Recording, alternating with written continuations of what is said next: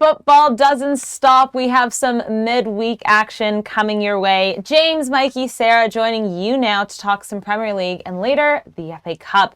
First up, Everton and Arsenal. Mikel Arteta welcomes his former club to the Emirates. This is, I feel, a lot bigger of a match than maybe people are making it seem, Mikey. We have Everton in 18th, fighting to stay up. And then we have Arsenal, who's in a title race against City. Who's under more pressure right now going into this game? They're both under an immense amount of pressure, right? Yeah. If I had to pick, probably Arsenal, just because Man City's right behind them. They're turning up the heat. It looks like they're kind of clicking. Manchester United's not that far behind. And Everton, well, yeah, they're in 18th. There is still a little bit of breathing room with this squad. I'm really interested in this fixture because the last time these two teams met, which wasn't that long ago, Everton got the better of Arsenal in the reverse circle. That was Sean Dyche's, I believe, his debut, his first match as coach for Everton. Now you're going on the Emirates, though. It's a different breed, a different beast, but Everton have played well recently against Arsenal. Last five times they face each other, Everton's won 4 times. Well, you mentioned Dyche as well, that he's gotten the better of Arteta in 5 of the last 6 matches they faced one another. And why is that? It's because his Burnley team played a certain way that Arsenal traditionally have hated playing against, right? Physical football. But this Arsenal team's different to that.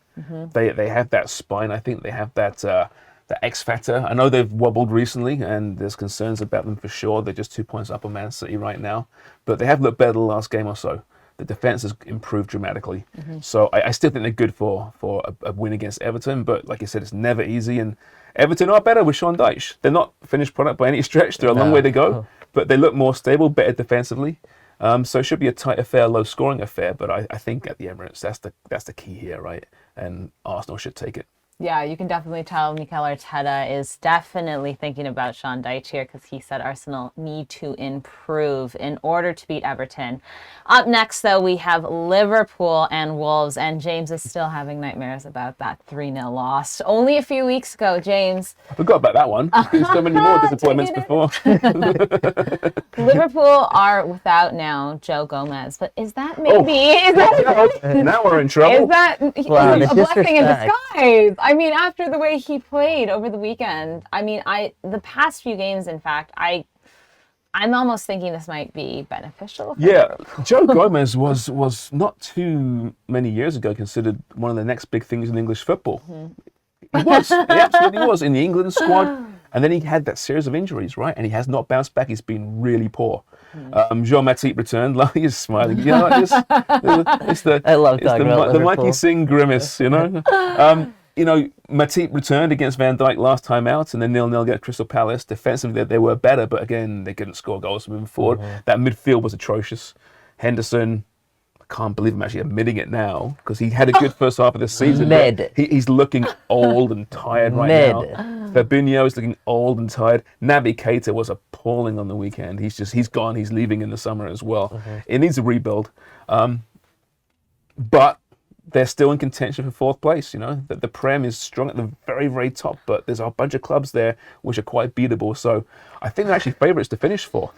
Well, right now, plus 125, I've seen in some sports books. If they win this game, Mikey, they will slide into, hold on, Europa Conference League contention. And as I said, Sarah, for a year now, it's a really important tournament. Right? It's a big one, and I think any fan should be happy to be in it. Yeah, I mean, with this match, Liverpool, the one thing that I will give them credit for is that defensively they have rounded back into form. I think it's 3 straight clean sheets for Liverpool this season. In the Prem, not in... In the Prem, yeah, right? I mean, yeah, we know what happened. This is the Premier League game. We know what happened at Anfield not that long ago. No.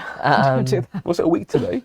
A week today. Was it Wednesday? No, it was Wednesday, wasn't it? Was it Wednesday? I can't remember. Yeah, I mean, we're talking about Real Madrid if you guys forgot, just so you know. But on the other hand, Wolves, we've talked about this. Defensively, they're kind of stingy as well. So I'm expecting a low-scoring game. We also know Wolves can't really put the ball in the back of the net. So if Liverpool don't, concede much, they'll be fine this game. I I'm liking Liverpool Oh, in this. James. in this Coming Look round, at right? big. Yeah. Just get a bit nervous. You can see that we're coming for United. Oh yeah. Well, let me Trembling. remind you, yeah, Liverpool and United are going head-to-head this weekend, and you better be sure that we will be pinning Mikey and James against one another later this week. Quickly on to United. They are taking on West Ham in the FA Cup. Mikey, they are on fire right now, knocked Barcelona out of the Europa League, and then won the Carabao Cup over the weekend. They're on high. Is it possible that we might see some exhaustion, or with the change of the lineup, that West Ham could somehow get the better of United Yeah. in Wednesday's match? This seems like it's setting up as almost a bit of a trap game for Manchester United. Historically, 100% this would have been. Past seasons, I'll guarantee it, David Moyes would have found a way to upset Manchester United. It's been in his DNA. But this feels different this time around with Erik ten Hag. We've seen a couple spots this season where I feel like Manchester United could be slipping up. Yet they find a way to prevail. But even if it's not the prettiest ways, they're finding ways to get results. So I'm hoping we see that trend continue on Wednesday. In terms of their competitions, they've played the most games out of any team in Europe's top 5 leagues this season.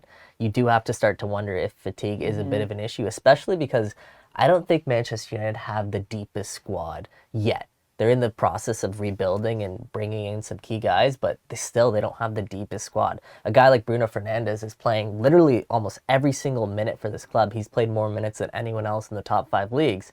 He says he loves it. He said when he was growing up, he was playing 900 minutes a day, so he says he's used to it, but you got to wonder if that's going to start to catch up to them in the playing in a lot of these competitions, as we've known in the past. We've James seen knows teams in all the about past this. Use for that- Liverpool, yeah. Look at what happened to Liverpool. Exactly. More so maybe what could happen to Manchester United next season. But we'll cross that bridge then. Were you a Man U fan when David Moyes was manager? I was. Well, okay. Surprise, surprise. James, really quickly, I have a fun fact about top 6 Prem teams, or the big 6 rather. But not Liverpool. No, they're in it. Since November 6th, Manchester United have scored 50 goals versus City's 36, Arsenal's 26, Spurs' 24, Liverpool's 23, and Chelsea's miserable 6. Let's not focus on that. That's about as fun a fact as a That's exam. that's entertaining fact. It's Thank the you for amount. that. No, it's just the fact that they are scoring They no are, yeah, they're matter looking what. great. I think this one has to be United all the way around. Yeah, I think so. But I mean, listen, West Ham scored 4 goals in the second half against Nottingham Forest, admittedly, on the weekend, right? They have kind of turned it around at times, but United are favourites for a very good reason in this one, and maybe there'll be a hangover from I wonder from the how cup, much they but- rotate their squad. I think it's Well, going to I be. love Ten Hag's comments post Carabao Cup win. He said, they said, will you be celebrating? He goes, no champagne for these boys. They got a big game coming up later this week. Wednesday. So, what a miserable bugger he is. Not 1 glass of champagne? Come on. Come No on, he breeds victory. champagne for United, but we will see what happens, and if West Ham do get the better of United, you better believe we will be tearing Mikey apart.